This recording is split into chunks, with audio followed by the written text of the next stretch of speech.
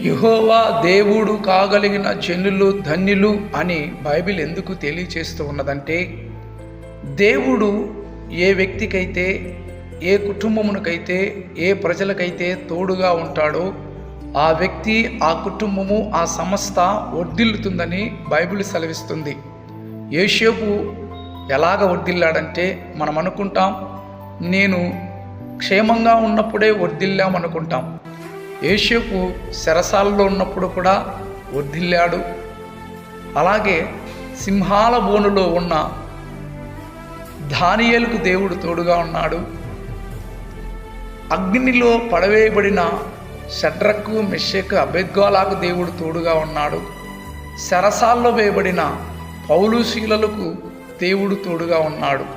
దేవుడు తోడుగా ఉంటే ఎలాగుంటో తెలుసా?